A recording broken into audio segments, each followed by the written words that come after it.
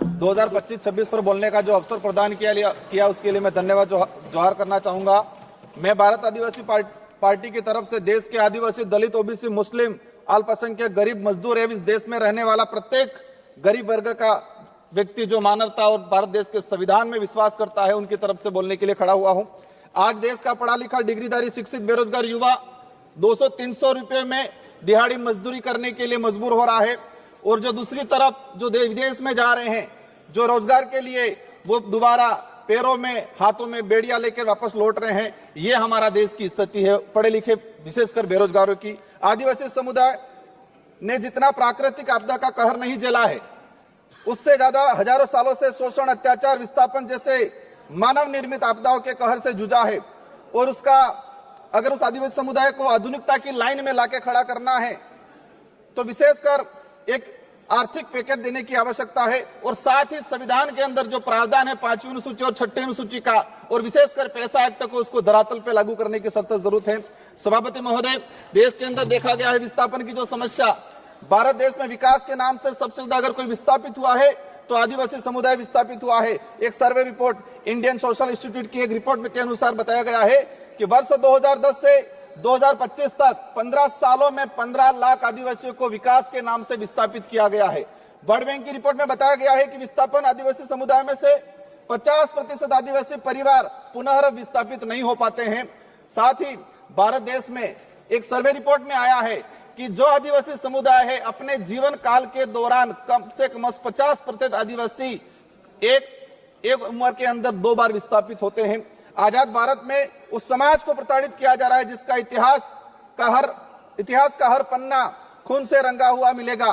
क्योंकि आदिवासी जल जंगल जमीन की लड़ाई के लिए, देश की रक्षा के लिए मुगलों से, राजा रजवाड़ों से और अंग्रेजों से लड़ता आया, कभी झुका नहीं। लेकिन आज उनकी हालत बेहद बेहतर है। पिछले 10 सालों में भाजपा सरकार द्वारा धर्म की आड़ में कलम कागज के हथियारों से आदिवासियों के अधिकार, जल जंगल जमीन को हड़प कर आदिवासियों की मानसिक, आर्थिक, बौद्धिक हत्या करने का काम किया गया है। सभापति महोदय, आज बजट में सशक्त भारत बनाने की बात चल रही है। बनना चाहिए, हम भी चाहते हैं, हमारा देश मजबूत बनना चाहिए, विश्व शक्ति बनना चाहिए। लेकिन स्थिति क्या है? हमारे देश का जो भविष्य कुपोषण की बेड़ियों में जकड़ा हुआ है। NFS 5 की रिपोर्ट बताती है कि आदिवासी बच्चों में 55% आदिवासी कुपोषित, और उसमें भी 42% बच्चे गंभीर एनीमिया से पीड़ित है। और आज देखा गया इस बजट के अंदर कि कुपोषण को दूर करने के लिए कोई बजट का प्रावधान नहीं किया गया है। बेटी बचाओ बेटी पढ़ाओ का नारा लगा रहे हैं, बट हमारे देश की महिलाओं के लिए हम भी चाहते हैं कि मजबूत बने, सशक्त बने। लेकिन हकीकत क्या है? देश के अंदर देखा गया है कि आदिवासी समुदाय में विशेषकर हर तीसरी महिला कुपोषण का शिकार है और हर दूसरी महिला एनीमिया का शिकार है। आदिवासी बच्चों में शिशु मृत्यु दर राष्ट्रीय औसत से 30% अधिक है। 5 वर्षों से कम उम्र के आदिवासी बच्चों की मृत्यु का अनुपात राष्ट्रीय औसत से 61% अधिक है। माननीय सभापति महोदय, बाकी जो रहा, जो जीवन काल के अंदर देखा गया है, कभी माओवादियों के नाम से, कभी नक्सलवादियों के नाम से मारा जाता है। एट्रोसिटी में कई आदिवासियों को मारा गया।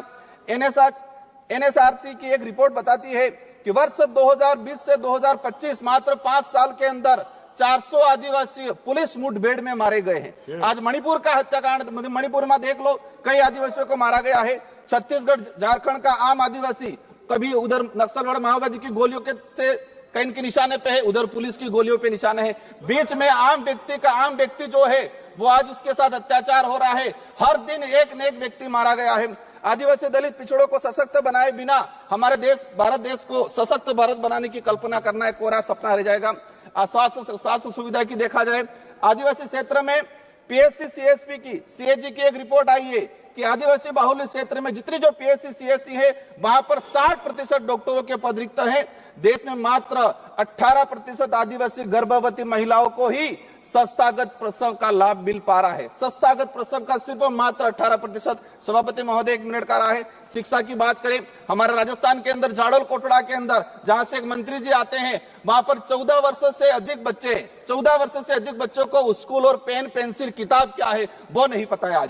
आज देखा गया है यूनेस्को की एक रिपोर्ट में देश में देश में 35% आदिवासी बच्चे ड्रॉप आउट हो रहे हैं और राष्ट्रीय औसत 12% है। 8%, मात्र 8% आदिवासी युवा उच्च शिक्षा की पढ़ाई पूर्ण कर पा रहा है।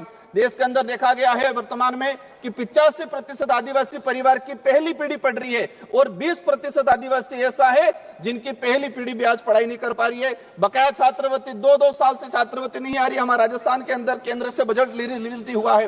राष्ट्रीय विदेश छात्रवृत्ति योजना शुरू की 2013 के अंदर 20 बच्चे जा रहे थे आदिवासी समुदाय के, मैडम 1 मिनट का रहा है, और आज भी 20 बच्चे जा रहे। 2013 में हमारे देश से विदेश में 1,90,000 बच्चे पढ़ने जा रहे थे। आज 2024 के अंदर 13 लाख जा रहे हैं, लेकिन आदिवासियों के लिए वो 20 सीटें हैं, वही 20 सीटें आज तक वो बढ़ाई नहीं गई है। लास्ट में अंतिम में कहना चाहूंगा, नरेगा के अंदर इस बार देखा गया बजट कोई नहीं बढ़ा गया है। नरेगा की मजदूरी 200 रुपए मिल रही है, उसको 600 रुपए तक किया जाए और 100 दिन का जो रोजगार है वो 200 दिन तक किया जाए।